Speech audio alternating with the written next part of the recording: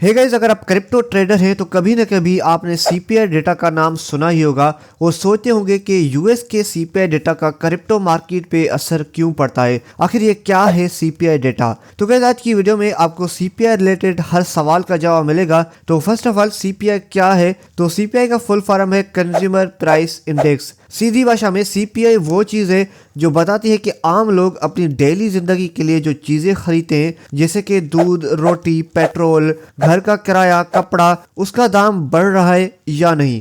मिसाल के तौर पे कराची में तुम रोज़ बाज़ार जाते हो और हर महीने देखते हो कि सब्ज़ी, चाय पत्ती और पेट्रोल का दाम बढ़ गया। अब सीपीआई वही इंडिकेटर है जो ये ट्रैक करता है कि महंगाई काफ़ी बढ़ गई है या नॉर्मल है। इसका एक इंडेक्स होता है जो परसेंटेज में दिखाया जाता है। जैसे अगर सीपीआई 5% है, इसका मतलब है कि चीज़ें 5% महंगी हो गई हैं पिछले साल के मुकाबले। अगर सीपीआई 2% है तो महंगाई कम है। आसान लफ्ज़ों में सीपीआई हमारे शॉपिंग का खर्चा ट्रैक करता है। अगर सीपीआई ज़्यादा होता है तो इसका मतलब है कि लोगों की ज़िंदगी और महंगी हो रही है।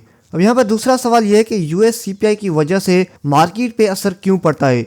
देखो, दुनिया की इकोनॉमी में अमेरिका का हाथ सबसे ऊपर है। जब अमेरिका में महंगाई यानी कि इन्फ्लेशन ज़्यादा होती है, यानी कि हाई सीपीआई, तो उसका मतलब होता है कि फेडरल रिजर्व अपने इंटरेस्ट रेट्स और बढ़ाने वाला है। जब इंटरेस्ट रेट्स और बढ़ते हैं तो वहाँ पर क्या होता है? नंबर 1, इन्वेस्टर्स अपने रिस्की एसेट्स जैसे कि स्टॉक या क्रिप्टो बेचना शुरू कर देते हैं। नंबर 2, ग्लोबल मार्केट्स हिल जाती हैं क्योंकि हर बंदा सोचता है पैसे सेफ रख लो। नंबर 3, पाकिस्तान और दूसरी कंट्रीज में डॉलर और महंगा हो जाता है क्योंकि हर बंदा सेफ एसेट्स यानी कि डॉलर में इन्वेस्ट करता है। आसान लफ्जों में अमेरिका का फेडरल रिजर्व पूरा सिस्टम कंट्रोल करता है। अगर सीपीआई ज़्यादा तो अमेरिका महंगा, फिर दुनिया महंगी। अगर सीपीआई कम यानी कि अमेरिका सस्ता तो पूरी दुनिया सस्ती।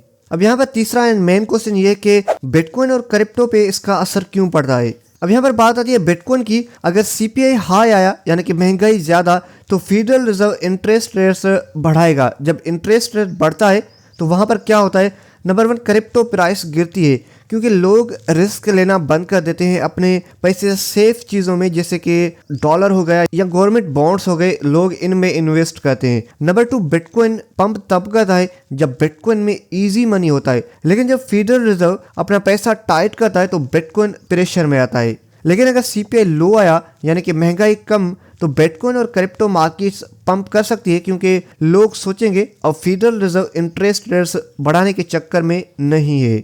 अब यहाँ पर फाइनल आपको एक मैं लोकल एग्जांपल दे के समझाता हूँ। मिसाल के तौर पर तुम्हारा एक दोस्त जो कि अमेरिकन दोस्त है, कराची की बिरयानी की पॉइंट पे आता है और उसको पता चलता है कि बिरयानी की प्राइस लास्ट महीने 200 थी और अब 250 हो गई है। अब वो सीपीआई को देखकर ये सोचता है कि बिरयानी महंगी हो गई, अब कराची का लोकल मार्केट भी हिलने वाला है।